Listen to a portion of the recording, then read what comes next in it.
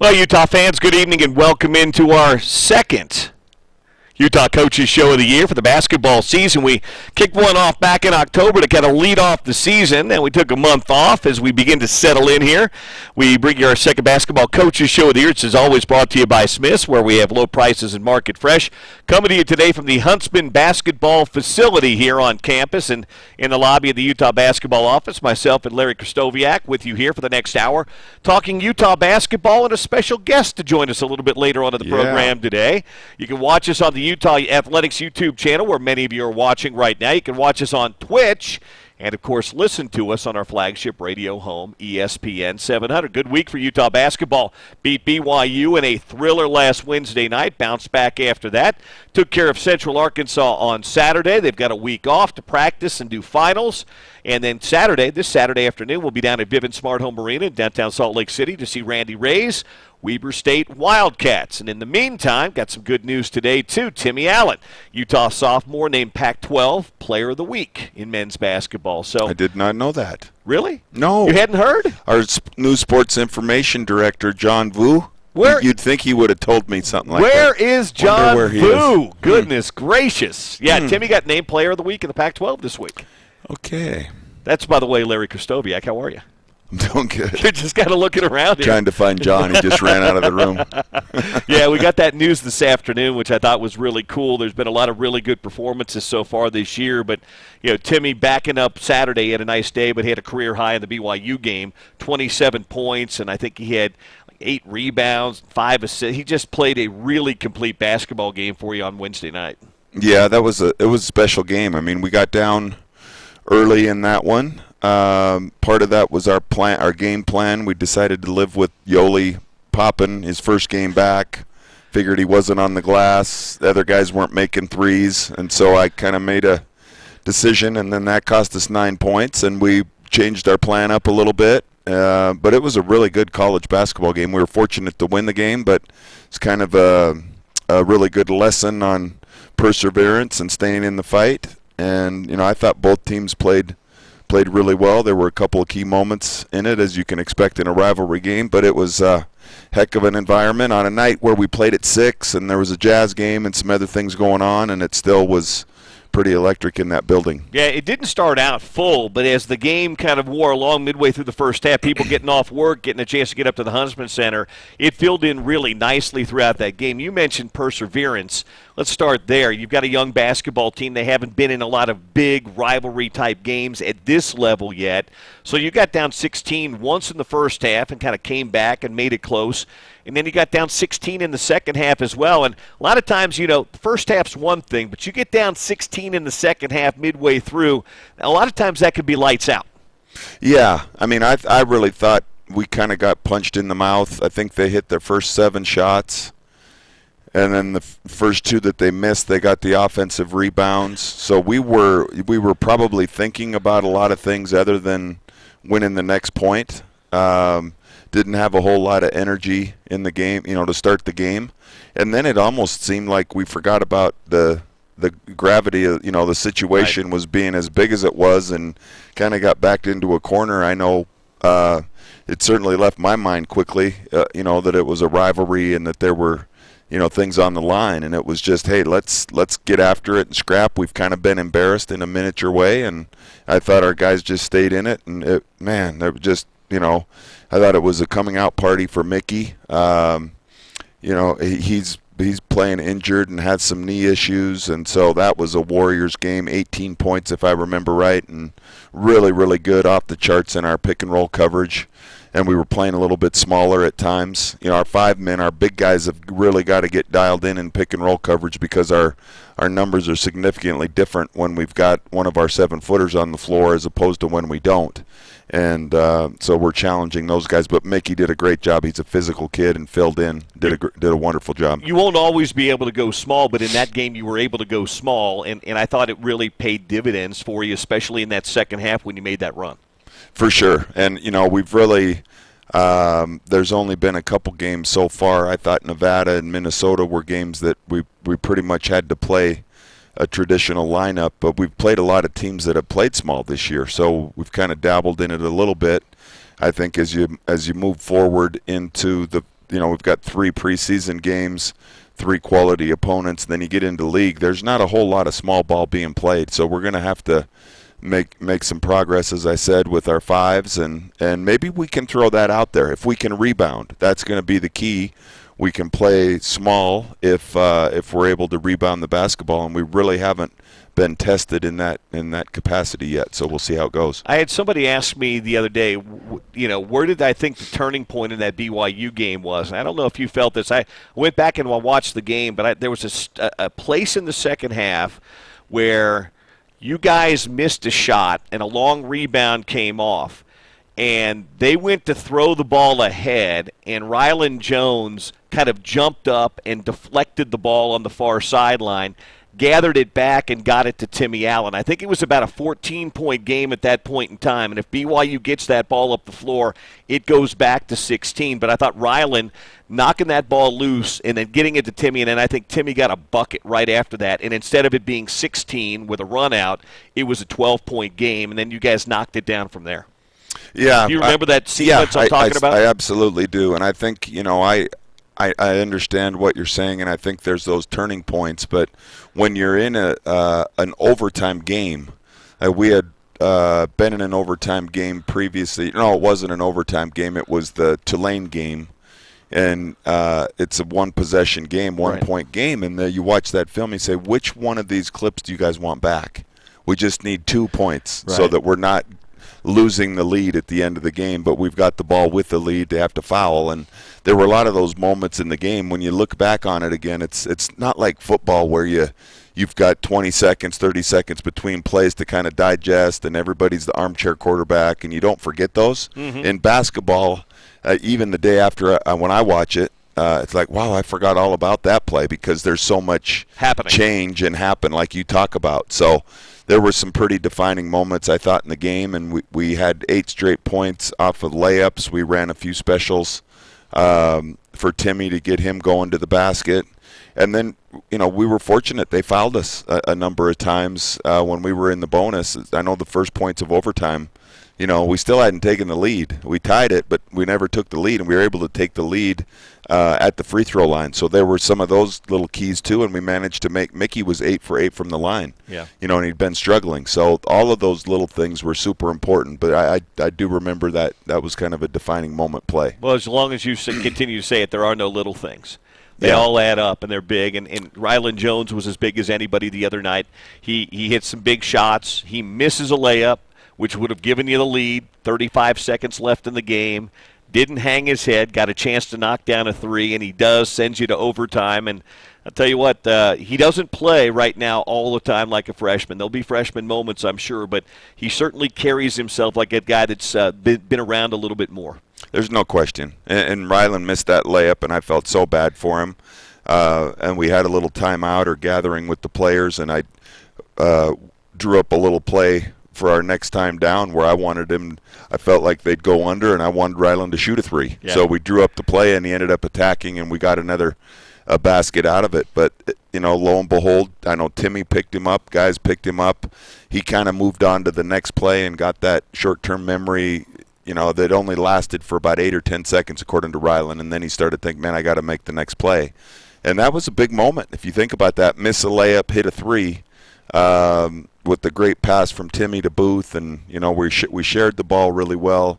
Assist to turnover was great this last week altogether. So there were a lot of positive things happening. Well, they got the win, obviously, 102-95, and anytime you win in the rivalry game, it's a big deal, and it was got a confidence builder for a young basketball team. And then, you have a couple of days off, and then you come back, and sometimes after a big emotional game, there could be a little bit of a letdown on, that next game a couple of days later. I didn't feel like you really had one on Saturday. You got out to a good lead, and, it was probably not even as close as the final score said because you played a lot of the bomb squad, the walk-on guys late in that game. But again, Central Arkansas struggling right now. They don't have a great record. They played a tough non-conference schedule.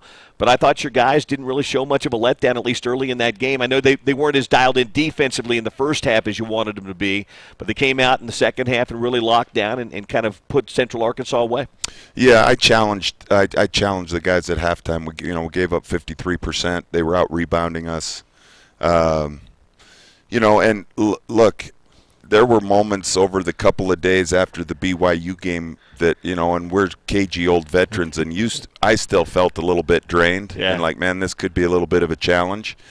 We didn't talk about it. I think that's always problematic when you tell your team, hey, they're a lot better than you think, and, you got to be ready for this one and all of that stuff. But, that was a tired team. I mean, they played at Duke, Georgetown, Wichita State. There'd be a lot of teams that were 1-7 or whatever the heck right. they were. They lost some overtime games, and they played on Thursday night, came in here and played Saturday afternoon. So it was a good win for us. We don't have any more of those games on our schedule that really shouldn't. They're the point spread, whatever, how you want to talk about it. There's a lot riding on it. We won't have the Mississippi Valley State opportunities and those things where teams are coming in here short rest. Weber's got a week off, as do we. And I got a lot of respect for Randy. I know what, they're going to be ready to go. And then we've got 2 big ones after that. So we've got to be much better than we have been. I'm pleased with where we are, but there's some things we need to polish up. 3 games left in 2019 for the Utes. They've got Weber State on Saturday. A week from Wednesday, they'll play in Las Vegas against Kentucky. And then a week from this coming Saturday, they'll play in Los Angeles against San Diego State, then have the holidays, then into Pac-12 play. So we'll talk a little bit about Weber. We'll get to Kentucky and San Diego State next week, but we'll talk a little bit about Weber State coming up in a few minutes. Saturdays are better, or any day really better, with a crisp Bud Light at your tailgate or at your pregame. Keep it crisp, Utah fans, and please drink responsibly. We'll take a quick time out here at the Coaches Show tonight, presented by Smith's. When we come back, our Players of the Week, our Team Player of the Week, our Subway Sub of the Week, and then in the segment after that, a special guest will join us here in the lobby, in the ante room, in the living room of Utah basketball here at the basketball facility, as Larry and I talk a little Utah basketball here on a Monday night. It's good to have you with us from Learfield IMG College.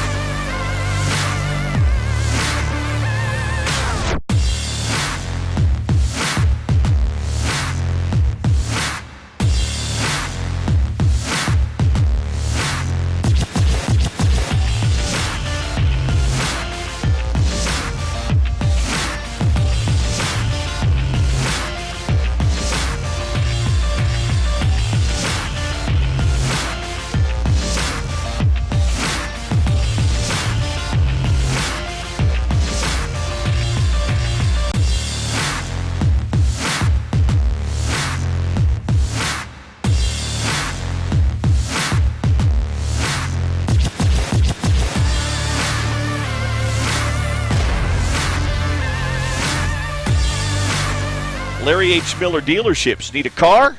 Visit LHMauto.com. It's as easy as click it, get it, and drive it. Larry H. Miller Dealerships, driven by you. That's Larry Krystkowiak right there. I'm Bill Riley. This is the Coaches Show. Watching us tonight on the YouTube Athletics channel or on Twitch. You can also find us on the radio. Many of you are making your way home tonight. Be safe wherever you might be on our flagship radio home, ESPN 700. So weekly awards. I'd say that our team player of the week's probably an easy one. Since everybody around the conference picked him, I figure we should probably go with him, too, unless you want to go off the board. No, that would be a little bit odd. You go to the beat of your own drummer. I know that sometimes. So we can do that, but I would say it'd be hard to pass up Timmy Allen. Yeah, that would be setting a precedent that we don't really want if you're Pac-12 Player of the Week, but you can't win the Coaches Show award. Like, come on. So, no, he's had a terrific beginning of the season. We're about a third of the way through. We've talked about it a long time, being a marathon, and every game is roughly a mile. So you don't win or lose many of them. You got to stay consistent, and he's doing a really nice job for us in a lot of different areas. Really, the last 10 days, 2 weeks, really doing a nice job with this assist to turnover, not putting so much pressure on himself, and getting our team a bunch of valuable open shots. So it's great. Where have you seen his game improve this year versus a year ago?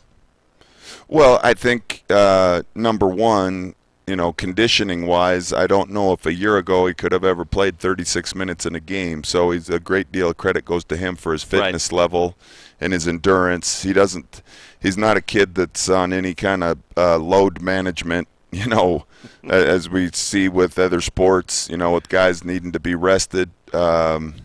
Works really hard on the court. And, knock on wood, is real durable. But I just think kind of from a leadership, accountability, he expects a lot out of his teammates, and he realizes that not everybody's the same. I think he's a little cognizant, as coaches would be, that you try to push guys' buttons at the right time. And as John Stockton's older brother said, know when to kind of knock a kid in the dirt, like his older brother, and pick him up and dust him off. So there's a fine line there. But, I think through his work ethic is probably as powerful as any on our team, and guys see that. So his voice I think it resonates with everybody when they know he's not one of those guys that just talks a lot, but, he's actually backing it up with his effort and focus. I think he's really dialed into game plan, and those things are really important. How much have you guys as a staff worked with him on his low block game, and how much of that is just natural with him? Because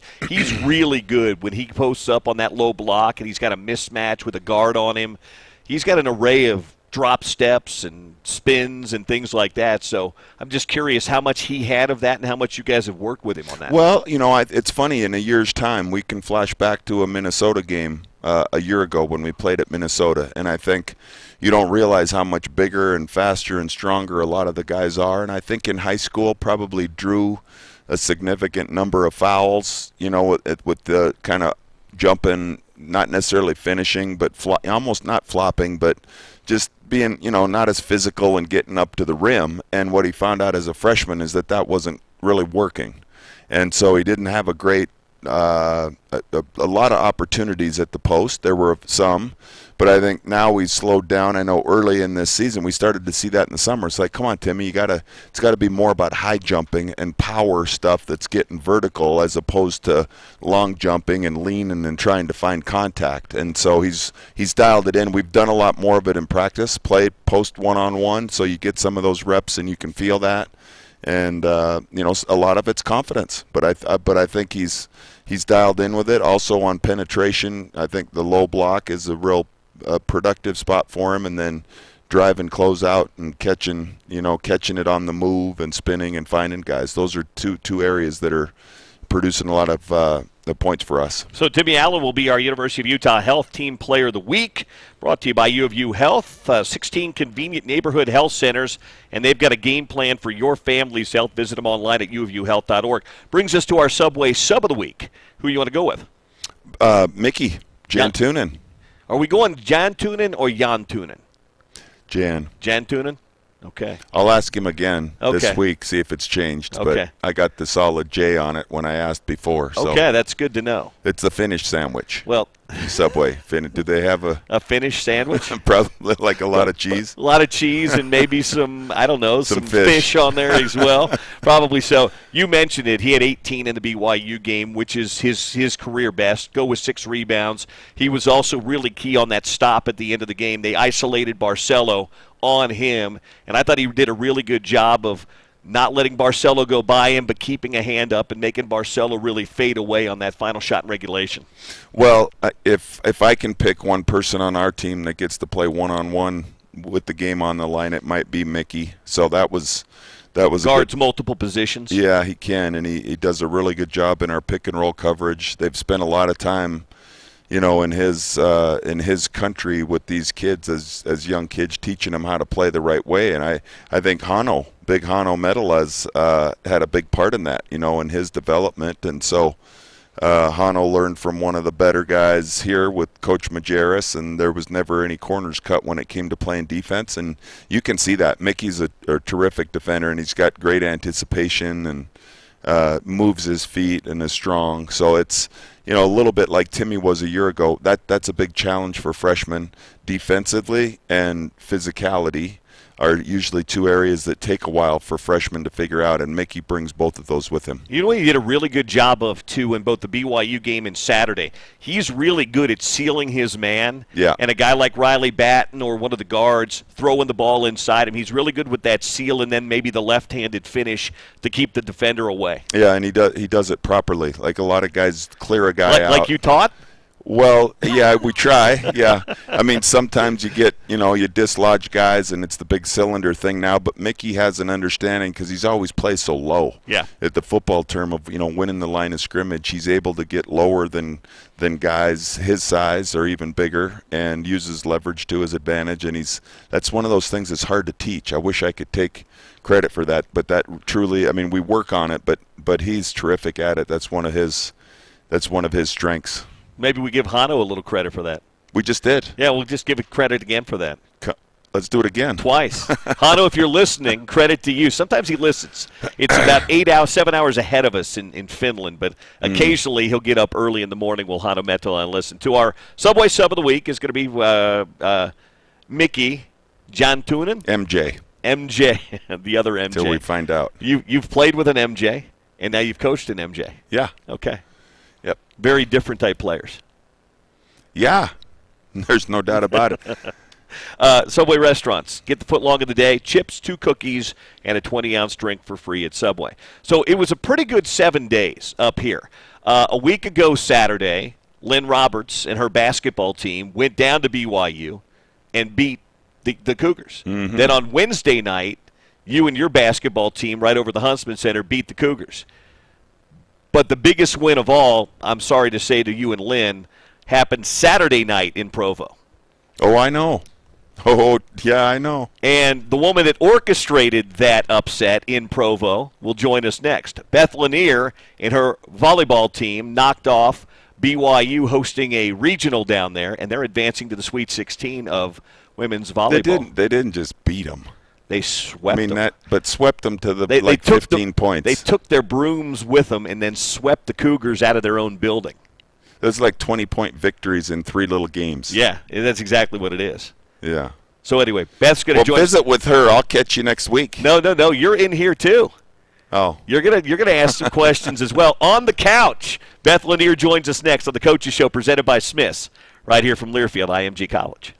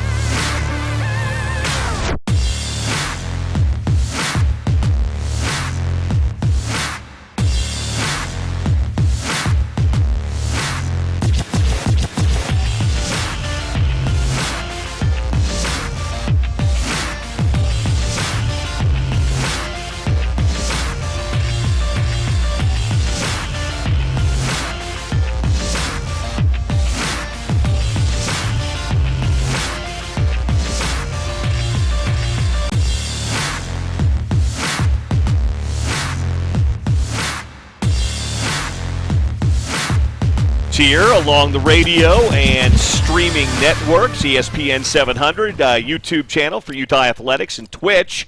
Good to have you here because one coach just wasn't enough. We're really coaching up this coaches show here tonight. Beth Lanier kind enough to join us. Her team had an unbelievable Friday and Saturday. Beat Illinois on Friday night to advance and then beat BYU on BYU's home floor. And didn't just beat them, you swept them. Congratulations. Thank you. Thank you so much. It had to be fun. I mean, Coach and I always talk about, I've said for a long time, my favorite day of the year is the day after beating BYU.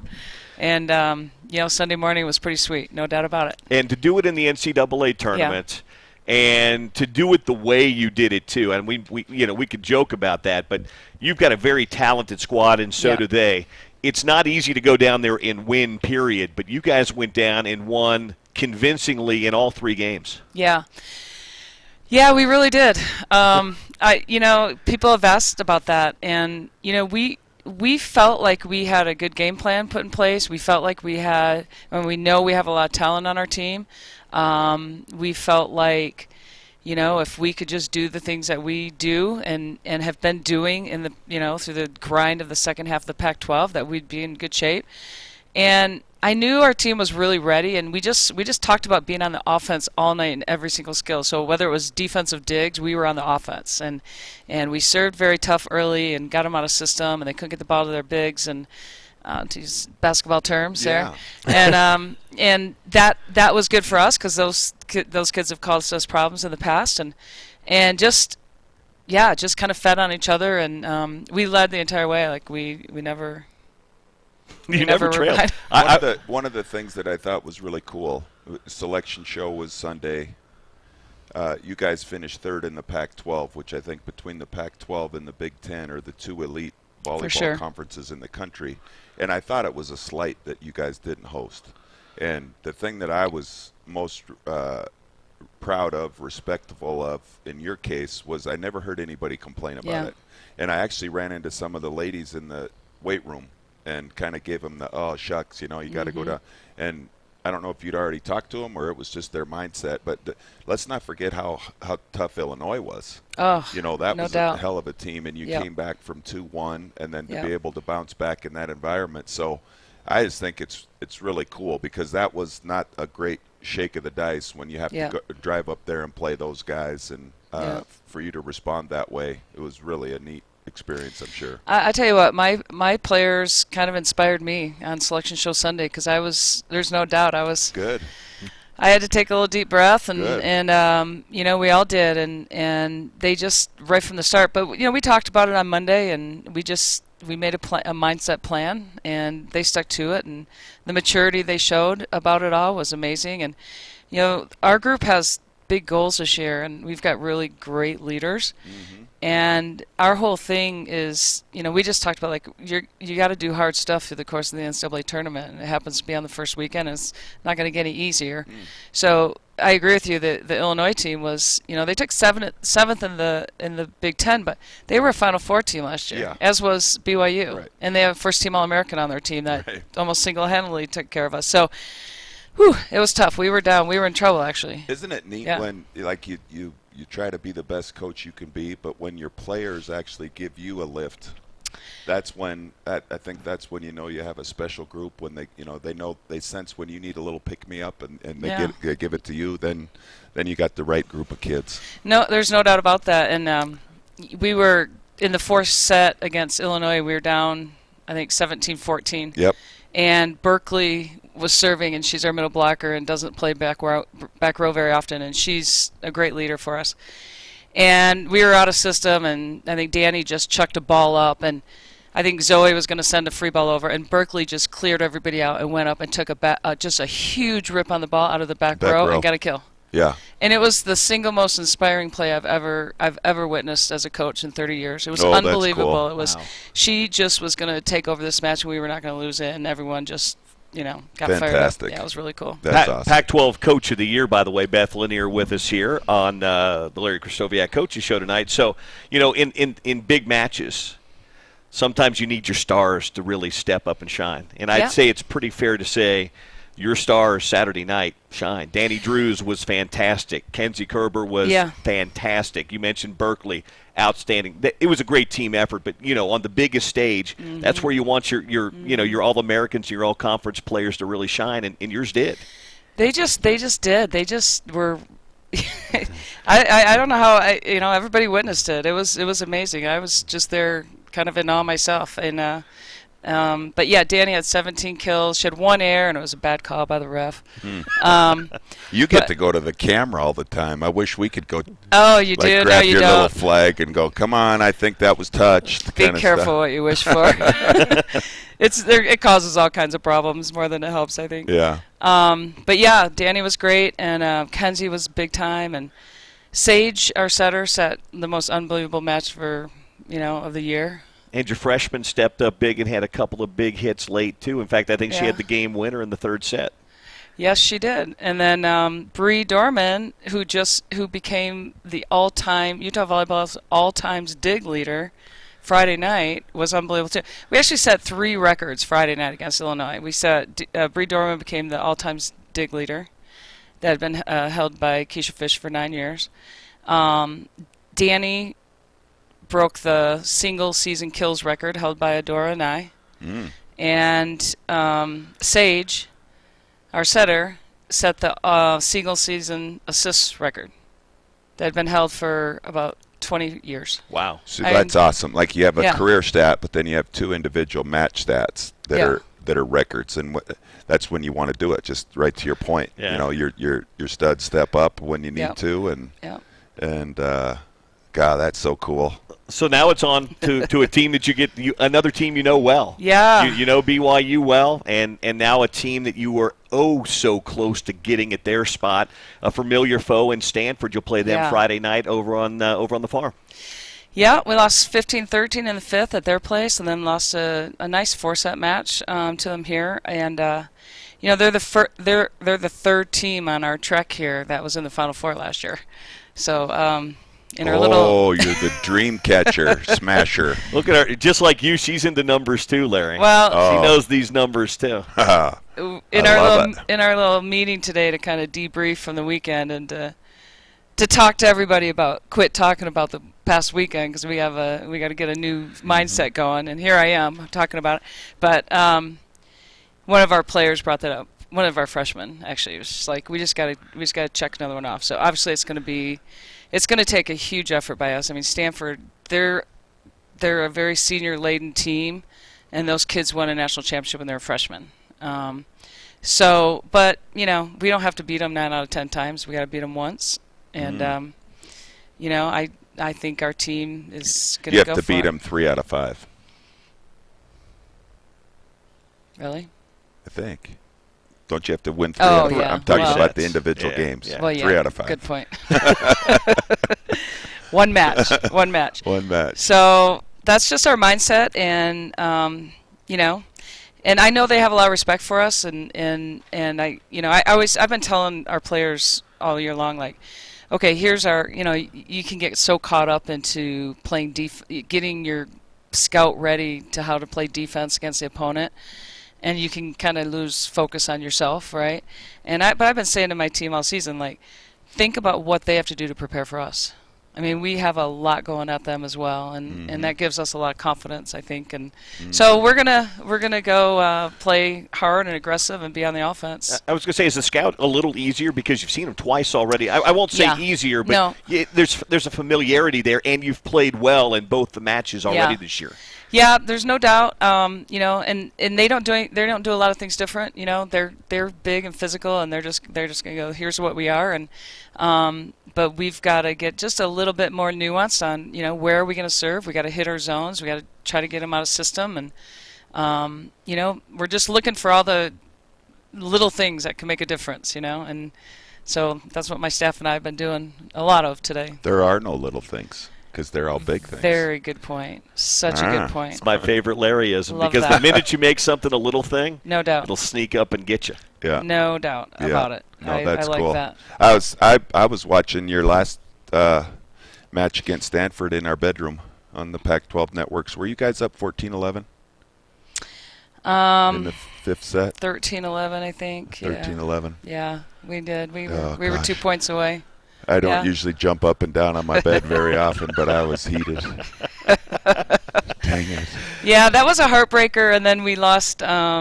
We lost to the team that took second in the Pac-12 after we beat them pretty good at our place, Washington, and it went 21-19 in the fifth. Mm-hmm. We've played.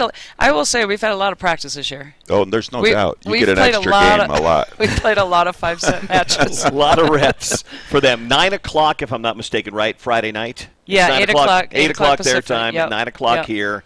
And go to UtahUtes.com. I'm not sure off the top of my head if that's stream. Oh, do you know? ESPN, is it on the U? ESPNU, yep. Okay, so Yep. it's on ESPNU, Yep. which I don't think is blacked out on any platform. I think Comcast and Direct and Dish all have it. So, Yep. and if you have ESPN Plus, it'll be on there as well. So, Sure proud of you. Thanks, Coach. I really appreciate that, and I just, it was such a great week for, you and I are texting back and forth. Lynn and I were texting, and Yeah. You got great ladies. Like, we're oftentimes crossing paths in the weight room, and there was a little something special. You could tell there was something, little extra hitch in their giddy up, and they were ready to go, and they're just sweet girls. So when you talk about a BYU performance, and like you're not exactly sure why, but everybody just played so great, like I think it's karma. Well, I think we've been preparing for this for a long time. I mean, after we lost to them in the second round last year, we've had this in the back of our mind for a long time, and it's just a great group. So I appreciate that. Awesome. Yeah, thanks, Larry. have a good week of practice, Okay, Beth. thanks a Good lot. to see Thanks for you. having me. It's good to have her with us here. All right. Friday night's a big one. Stanford, 9 o'clock on ESPNU. Enjoy it and send well wishes out to the Bay Area because that's where they'll be against Stanford at Maples Pavilion. Timeout. We'll talk about Weber State and what lies ahead with them on Saturday next on the Coaches Show presented by Smiths from Learfield IMG College.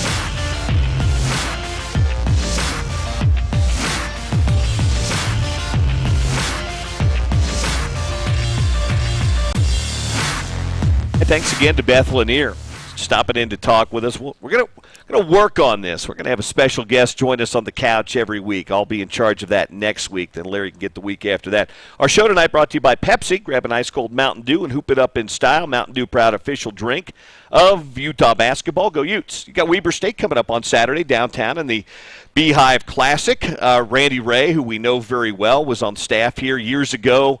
Great guy, always has a really good competitive team up at Weber State. Off to a little bit of a slow start so far this year, but I don't know if you've looked at Weber yet. What do we expect on the Randy side this year?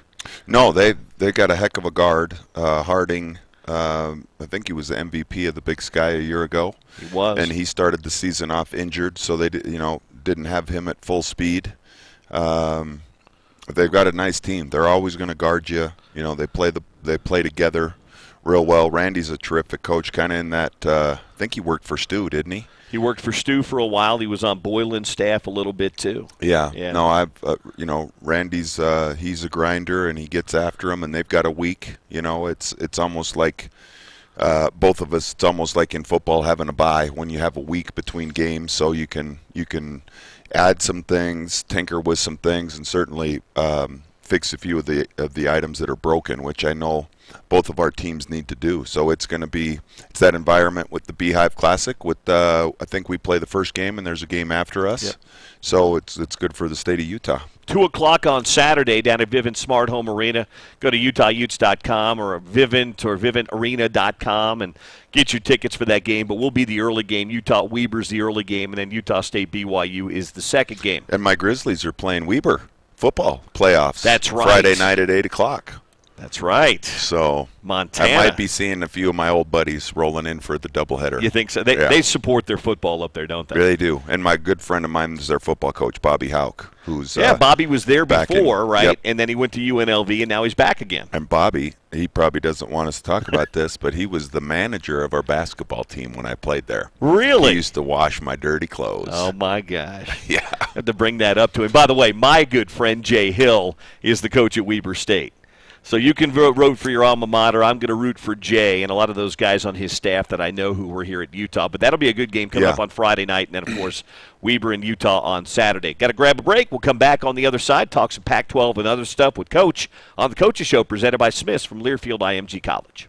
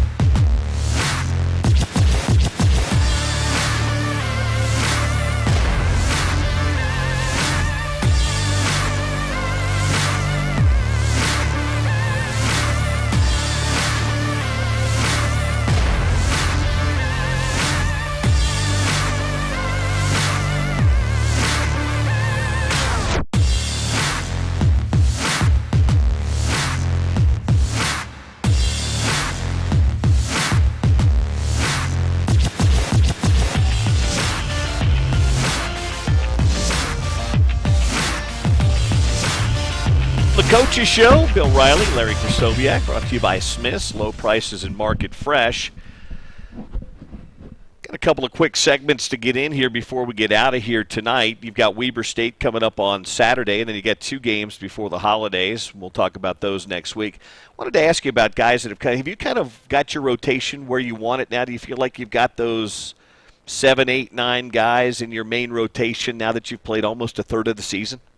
Yeah, I think so. I mean, I like the backcourt.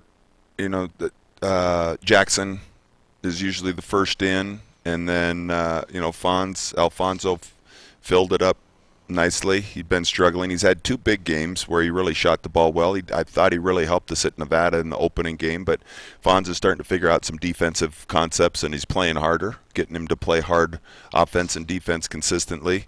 And then we have got. I'd like to get another one of those bigs that to bring a little bit more to the table. I don't want to have to think that we need to play small. Yeah.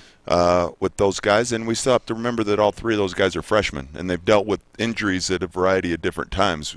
You know, Matt Van Komen was rolling along really well, and then he got injured and got sick, and then Brandon Carlson hurt his knee when he was doing well, and Lahat's had some problems. So just this week, it's good. We've got all 3 of those guys running around, but we need to be able to play big, and we need to be more productive with those guys. So that would be a little bit of the gray area in terms of solidifying the whole thing. But you feel pretty good about your guards and your wings. I do. Yeah, I do. And the guys are doing a good job. And I've said it many times before, but they're a joy to coach. We had a good practice today, and I don't sense that we feel like we've accomplished anything. We understand kind of where we are and what lies ahead. It's a heck of a schedule coming up. Yeah, it really is. Weber State Saturday, good team. Kentucky next Wednesday, really good team. And then San Diego State, who's still, I think, undefeated, aren't they? They are. They just escaped, I think, last night. They were trailing to San Jose State. And they hit a 3 with less than a second to go. That's exactly right. They hit a 3 at the buzzer to win it by 2 last night. Yep. So nobody's safe in college basketball. Final timeout. Back to wrap it up next. This is the Coaches Show from Learfield IMG College.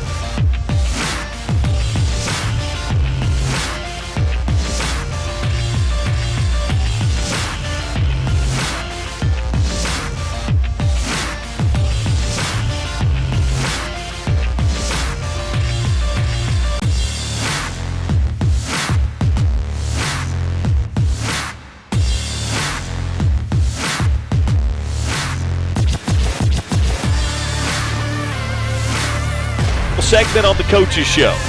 Talking about significant contact here. Got to talk fast. Got to talk real fast. We only have a minute, 15 seconds. Anything just gnawing at you right now when it comes to basketball or rules or anything like that? Anything really gnawing at you? Are you in pretty good place? No, I'm in a pretty good place.